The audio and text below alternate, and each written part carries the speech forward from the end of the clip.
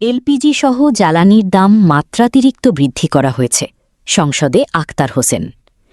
জাতীয় নাগরিক পার্টির এনসিপি সংসদ সদস্য আক্তার হোসেন বলেছেন, এলপিজি সহ তরলীকৃত গ্যাস, জ্বালানি তেলের দাম মাত্রাতিরিক্ত বৃদ্ধি করা হয়েছে। এই মাত্রাতিরিক্ত দাম কমিয়ে সহনীয় পর্যায়ে নিয়ে এসে জনজীবনে স্বস্তি ফেরানোর আহ্বান জানিয়েছেন তিনি। আজ মঙ্গলবার জাতীয় সংসদে জরুরি জনগুরুত্বসম্পন্ন নোটিশের আলোচনায় আক্তার হোসেন এই আহ্বান জানান। বেলা ৩টায় স্পিকার হাফিজ উদ্দিন আহমেদের সভাপতিত্বে সংসদের অধিবেশন শুরু হয়। এনসিপির সংসদ সদস্য বলেন, রাতারাতি জ্বালানি তেল ও এলপিজি গ্যাসের মূল্য বৃদ্ধি করায় জীবন জীবিকায় নেতিবাচক প্রভাব পড়ছে।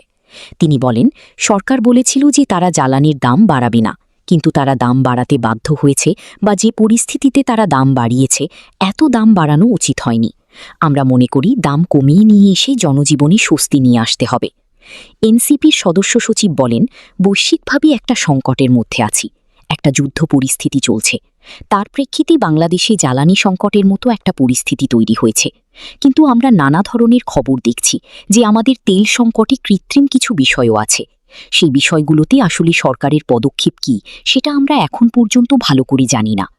জ্বালানি সংকট নিয়ে সংসদ অধিবেশনে আলোচনা হওয়ার কথা রয়েছে উল্লেখ করে আক্তার হোসেন বলেন, কিন্তু হঠাৎ করে যে এলপিজির দামও বাড়িয়ে দেওয়া হলো, আমাদের যারা রান্নাবান্নার কাজে করতেছেন, বিভিন্ন উৎপাদনের কাজগুলো করতেছেন, তারা কিন্তু এই সময়টাতে ভালো করে এই রান্নাবান্নার কাজগুলোতে করতে পারবেন না যদি এভাবে এলপিজির দাম বাড়তে থাকে। আমরা সরকারের কাছে আহ্বান জানিয়েছি যাতে করে যে দামটা বৃদ্ধি করা হয়েছে সেটা যেহেতু মাত্রাতিরিক্ত, এই মাত্রাতিরিক্ত দামটাকে কমিয়ে নিয়ে এসে যাতে একটা সহনীয় পর্যায়ে এটাকে নিয়ে আসা হয়। এনসিপির এই সংসদ সদস্য আরও বলেন, যেভাবে রাতারাতি তেলের দাম বাড়িয়ে দেওয়া হলো, জ্বালানির দাম বাড়িয়ে দেওয়া হলো, এটার জনজীবন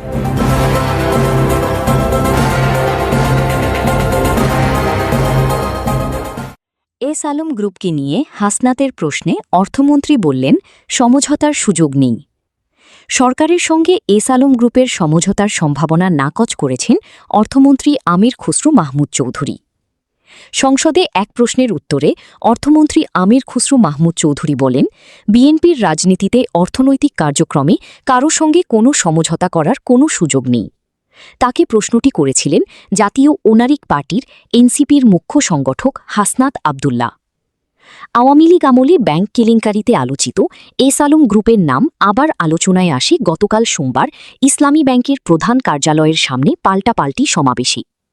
এস আলম গ্রুপ একসময় এই ব্যাংকের নিয়ন্ত্রণে ছিল। আজ মঙ্গলবার সংসদে হাসনাত আবদুল্লাহ অর্থমন্ত্রীকে প্রশ্ন করতে গিয়ে বলেন, ইসলামী ব্যাংক ৯২,১১৫ কোটি টাকা ঋণের ধারক। এর মধ্যে এস আলম গ্রুপ একাই ৮০,০০০ কোটি টাকা ঋণ খেলাপি।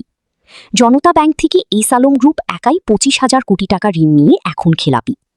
হাসনাত আবদুল্লাহ জানতে চান, এস আলম গ্রুপের ঋণ পুনরুদ্ধারের ক্ষেত্রে এই অর্থবছরে সরকারের বিশেষ কোনো পরিকল্পনা আছে কিনা। এস আলম গ্রুপকে তাদের এই ঋণ পরিশোধ না করে কিভাবে আবার নতুন করে পুনর্বহাল করার চেষ্টা করা হচ্ছে, এটা নিয়ে সরকারের সঙ্গে এস আলম গ্রুপের কোনো সমঝোতা হয়েছে কিনা। জবাবে অর্থমন্ত্রী আমির খুসরু মাহমুদ বলেন, বিএনপির রাজনীতিতে অর্থনৈতিক কার্যক্রমের মধ্যে কারো সঙ্গে সমঝোতা করার কোনো সুযোগ নেই। বিএনপি যতবারই সরকারে এসেছি, ফিনান্সিয়াল ডিসিপ্লিন নিয়ে কোনো প্রশ্ন আসেনি। Macro strategy, macro economic stability, share বাজার লুটপাট নিয়ে কোনো প্রশ্ন ওঠেনি। ব্যাংক রেজলিউশন আইন সংশোধনের পিছনে এস আলম গ্রুপকে পুনর্বাসনের উদ্দেশ্য রয়েছে বলে গতকাল ইসলামী ব্যাংক গ্রাহক সমন্বয় পরিষদের বিক্ষোভ থেকে অভিযোগ করা হয়েছিল। অর্থমন্ত্রী আমির খুসরু মাহমুদ বলেন, কেউ ফিরে আসার জন্য ব্যাংক রেজলিউশন আইনে সংশোধনী আনা হয়নি। এই সংশোধনীকে তিনি নিউ অপরচুনিটি ও নিউ উইন্ডো হিসেবে অভিহিত করেন। আওয়ামী লীগ আমলে ৬টি ব্যাংকের নিয়ন্ত্রণ ছিল এস আলম গ্রুপের হাতে। জুলাই অভ্যুত্থানে আওয়ামী লীগ ক্ষমতাচ্যুত হওয়ার পর ব্যবসায়ী গোষ্ঠীটি এসব ব্যাংকের ওপর নিয়ন্ত্রণ হারায়।